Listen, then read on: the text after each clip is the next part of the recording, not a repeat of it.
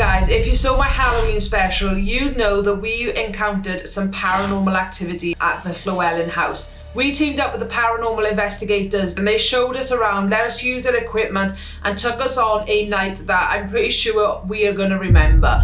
This was a night that changed my whole entire view on the paranormal. In today's video, we're going over the top 5 scariest moments in that video, trying to explain it and just go over an overview of what actually happened on that night. From spirits trying to change my view in the mirror, from being alone, locked in the cellar, from voices coming over the spirit boxes, and also things being moved and voices being heard on camera. I've edited this video, I've watched this video, and there is stuff on the video that you picked up which we didn't see in person. It's going to be hell of a ride. I hope you're ready. Let's get into it.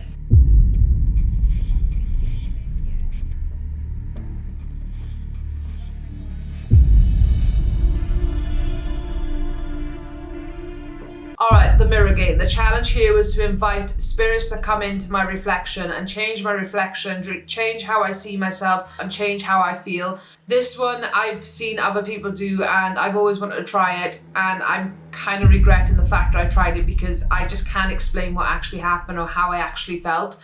So we started off by me sitting in front of the mirror. We had the candles around me, we had the lights dimmed in the room, and the host of the investigation called out to the spirits and told them that I'm here, I'm giving myself my reflection, I put myself in a very vulnerable situation basically, and let the spirits come into the mirror and change how I look. Now, just a disclaimer, I am actually quite scared of mirrors from being traumatized as a childhood and being petrified of Bloody Mary. So this one was right out of my comfort zone. It took a good few moments before I actually seen anything. It started off with just me staring into the mirror, everyone around me watching me as well, and after a few moments I've started to see myself change. After a few moments I started to see changes in myself and how I was seeing everything around me. Everything behind me in the reflection went really dark and I just couldn't see past myself. It was just me and myself in that room at that moment. There was no one else around me. That's how I felt. I also felt like my eyes were closed even though they were open, and I felt like I couldn't stop myself from tearing up and almost feeling like I was gonna cry because of the pain that I was feeling in my face, even though there was I had no tears in my eyes. My eyes did go bloodshot on the camera, you can see that, and you can also see that my eyes do look like they're struggling to stay open, but I wasn't actually struggling, if that made sense. It's hard to explain how you actually feel in that moment. Can you come and show us what you look like?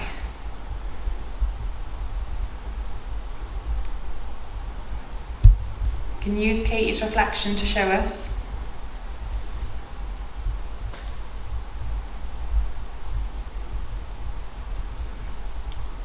Maybe you could change her nose to look like yours? Now if anybody does start noticing any differences or changes, please do shout them out and then we'll see if anyone's seen the same thing.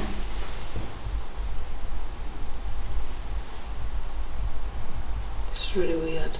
Are you seeing anything different? No, I just feel like my eyes are closed.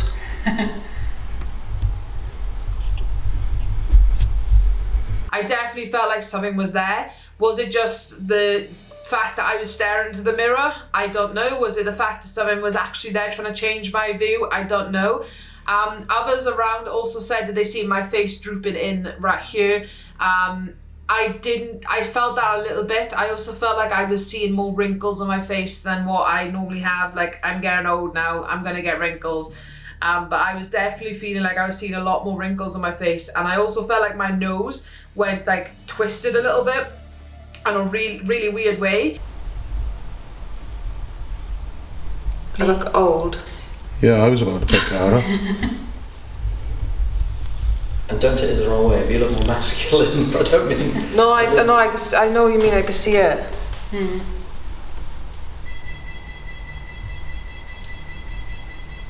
It was a really weird experience. Would I do it again? Probably, I probably would do it again. out of choice, in a rush, no, I wouldn't do it again. But it was definitely a really weird experience, something that I just can't explain. It's more feelings than visual. I don't know what you can see on the camera or whether you guys can actually see anything, but the people around me definitely said that they seen my face like drooping in a little bit, and my eyes were like, they went like long. That's like how it felt. They felt like they went really long, and I was like struggling so much to keep them open. And when I come out to that trance, that's what it felt like. You felt like you were going into a trance. When you come out to that and step back from the mirror, everything goes back to normal, but my eyes still felt really bloodshot. I had the overwhelming sensation to just cry.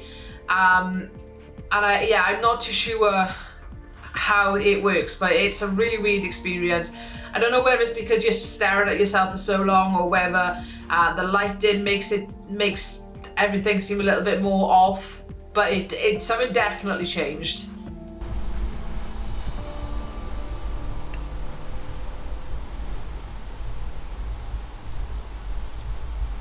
My eyes are going all weird. I was about to say, your eyes look really different. I've been with her for 13 years, right? And I've never seen her eyes look like that. No. You look like you're fighting to keep them open. I feel it. Yeah. From here, they've gone quite red. Looks like you've been crying. Yeah. Like right there. Did you see that? Did you see how my eyes were like really like thin and like struggling? We'll rewatch that a moment. Hold on. That bit. Weird. Can't explain it.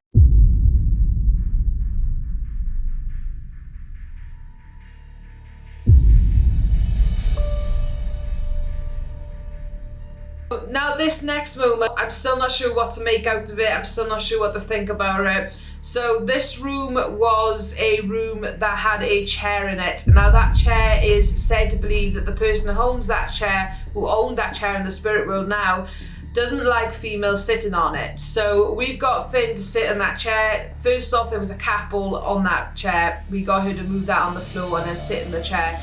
She was sitting in it for about, I don't know, about 2 minutes before the couple on the floor went off. Some stuff as well. I personally... Okay, so the ball's gone off. Just by your feet. I think the weirdest part about that cat ball going off is that throughout the night we've had cat balls go off. We've had experiences where the cat ball... It's just started absolutely hammering them. We had experiences where the cat ball went off a little bit, or it went off for a few seconds. This cat ball went on for a good minute or so before it actually went off. Then it went back on again, and it just kept repeating itself for a good 5 minutes. We tested everything after that cat ball finally went off. We moved ourselves, we moved all the feet, we got up, proper moved the room around. Didn't go off at all. Didn't go back off at all. And we'll watch it now. Can you see? Well. I personally... Okay, there it goes off. Okay, so the ball's gone off. Just by your feet. And that hasn't gone off at all yet. Nope. No. So that's interesting. It keeps going, keeps going, keeps going.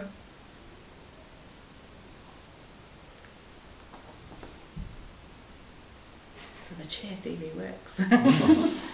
We'll wait for it to go off and then...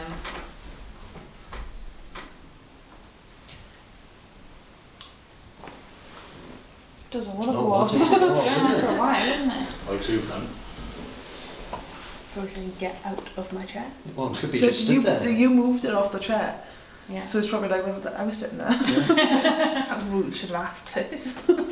Yeah, so the story goes that there's a spirit in this room that does not like women sitting in his chair. Oh. Things have changed these days, pal. Yeah. Don't piss him off then. Our medium as well will not enter this room because she says there's a male figure in here that just does not want her to come in. Okay. Which could be what? You Yeah, I said was going to say, I did feel like, just blackness in that corner just staring. Yeah. So, yeah. Stop fighting. He is known to be intimidating. Okay. That was the most weirdest experience. We had cat balls go off all night, guys, but this one cat ball just went on and on and on. I'm not sure whether it was the way that the capel was sitting. I don't know too much about capels. I know that a lot of paranormal investigators use them. I'm not too sure how they work, but I know they work off the movement, but I'm not too sure how certain stuff can interfere with them. But I can guarantee you that no one touched it. You can see on the camera, look at the surroundings, no one is touching that capel for it to go off like that.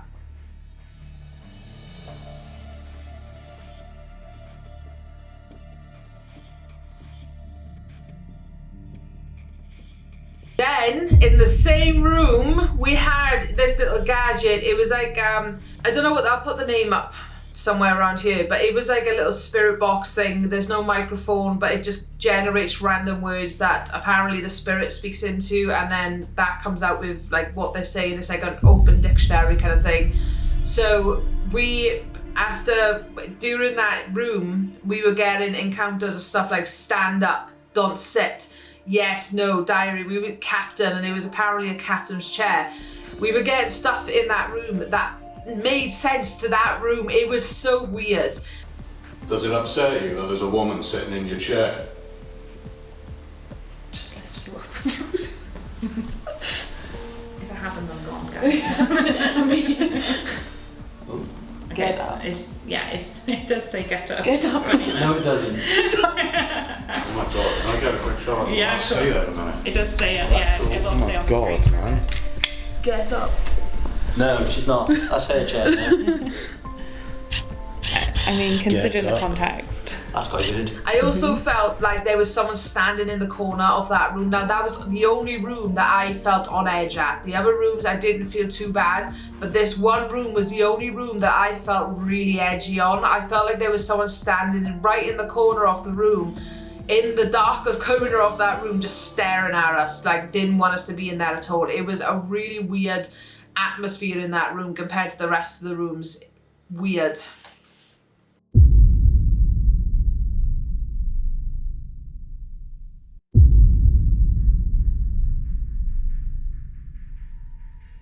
The glass game was supposed to be a way for the spirits to communicate to us, almost like the Ouija board, but it didn't go to plan. My camera decided it didn't want to stay charged. The memory card then decided it wanted to be full, even though it had hours left to record. I done a lot of things to try and stop the battery from draining, but it just didn't work. Nothing I did seemed to work with the camera. The camera just didn't want to be on in that room. Was it a coincidence? I don't know. We changed the battery about 3 times. We had a battery on charge and we put that one in and that still didn't work. It was as if the camera was just like, nope, I don't want to be on record in this room, or whatever was in that room just didn't want to be recorded. What I do know is that whatever was in that room wanted to speak to me. I don't know who it was. I don't know why they wanted to speak to me. We also tried to ask for personal questions to try and get to see if there was someone there that actually knew us. But we weren't getting the answers that we wanted to get. Now, I will say that we'd done an Ouija board, didn't work. We'd done this investigation and straight off the bat, it worked. Then we asked it, is there someone around the table who you would like to speak to? Just say closer. Come with your chair if you want. There's a kid you want to talk to. If it is, can you bring the glass up to here? To yes. So yes is on this side. I don't want to speak to Neva. And it came towards me. And then they said, is it Katie you want to speak to? And it went to yes. Now, I didn't personally want to keep that conversation going. One, I didn't want it to be someone that I knew personally because I was not scared, but I didn't want to let my guard down because we all know that a lot of spirits can pretend to be someone you've lost for them to reach through. Now, if I want to reach through to someone who I've lost, then I'd rather reach out to them in a way that isn't going to be at a threat, or isn't going to make me vulnerable or them vulnerable. I also didn't want to continue the conversation with them just in case that it was something negative coming through. I personally reckon in my past life, not my past life, but in the life that I've been brought up in and the life that I've lived, I do have something attached to me. I don't know who, I don't know what, I don't know why, but I do definitely feel like I've got someone attached to me, and whether it's good, whether it's bad, I don't know. But whatever was there around that table wanted to speak to me, and I didn't want to speak to it. So I pretty much ended that conversation pretty quick on the fact they wanted to speak to me. Yeah, I don't know what was there, I don't know who was there, I don't know what they wanted from me. If anyone could tell me, that'd be great. The glass. You can move the glass anywhere you like to start. Oh, we're going. Hello. Yes. Okay, keep the glass on the table, please. Can you take it back to the middle? A little look around the table, see if there's someone you want to talk to.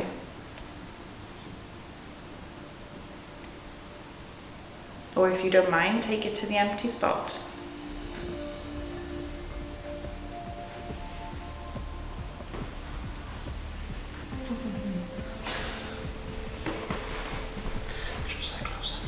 Come with your chair if you want. There's a kid you want to talk to. If it is, can you bring the glass up to here? To yes.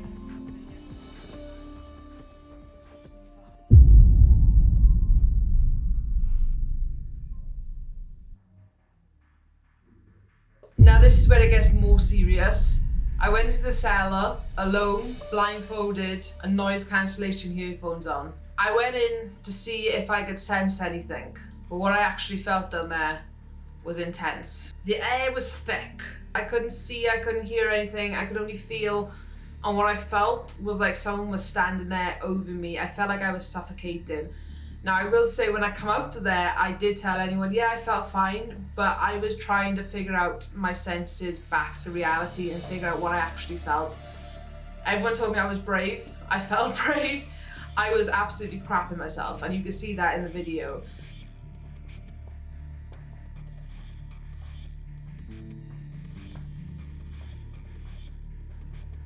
We first went in there as a group and done a little bit of an investigation.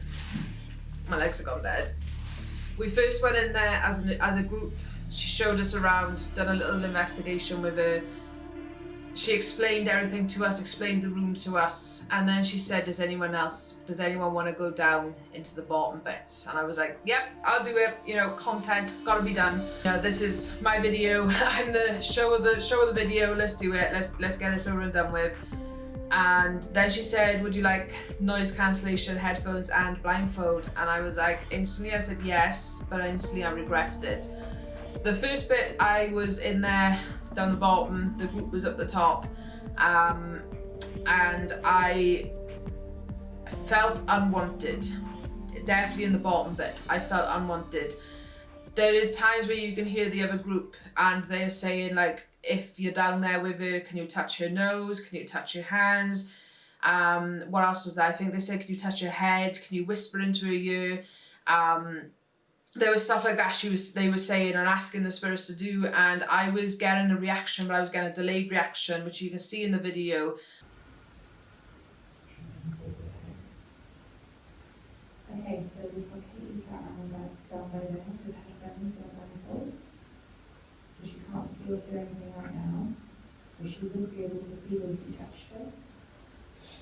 Maybe you can tap her on the shoulder, just let her know you're down there with her.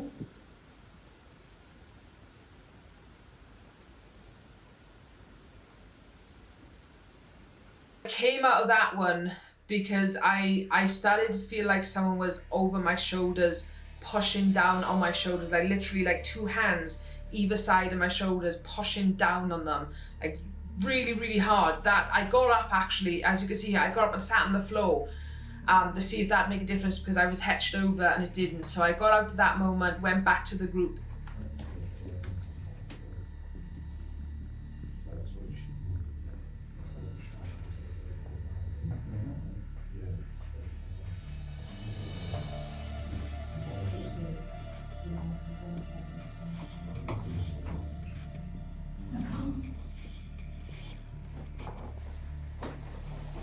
I'm just moving a minute, see if you hear anything.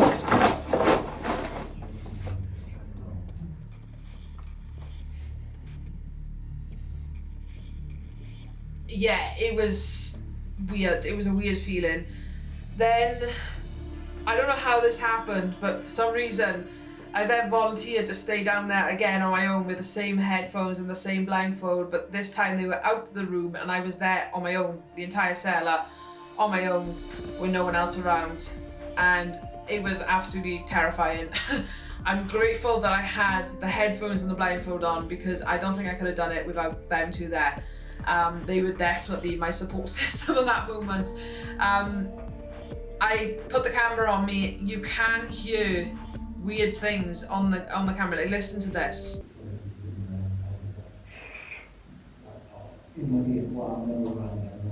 Like, what is that? I can't explain what that is. It sounds like someone is breathing down the camera. The feeling I felt was really uncomfortable. I've never been able to, I don't think I'll ever be able to explain that feeling again. I would do it again, I'm not gonna lie. As terrifying as it was, I would do it again. I chased adrenaline and I chased the unknown, and this was definitely both of them mixed together. But I just can't explain what I felt in that moment. It was so friggin' weird. There was definitely, I'm gonna say it now, there was definitely something down there, whether you believe or not, that's totally fine, but I'm telling you that there was definitely something there with me while I was doing that. I felt like I had someone over my shoulder. You could see me a couple of times like looking over my shoulder. I felt like someone was standing there over my shoulder, just pressing on me, suffocating me in a way that I just, not like breathless suffocating, just thickness. Doesn't make sense, I know, but that's the only way I can explain it.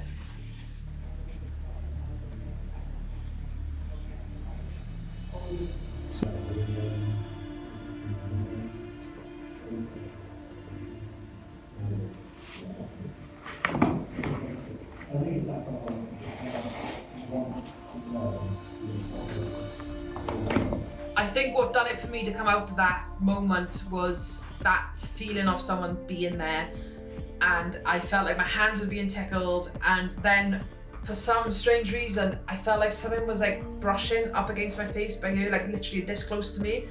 And that's when I took them off and I was like, okay, this is getting really weird. I was vulnerable. I was really vulnerable at that moment, and I felt really uneasy and too vulnerable for that situation. So I did come off. You can see me standing up, looking around the room and being like, okay, what the hell is going on? Ground myself to my senses again. And then I was like, guys, you're gonna have to come back in now. I'm done. I'm over with this. I'm done. It was weird. It was really weird.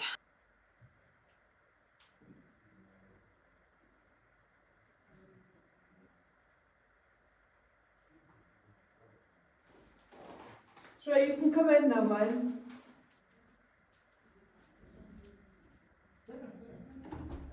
It was it's a weird experience. Ooh.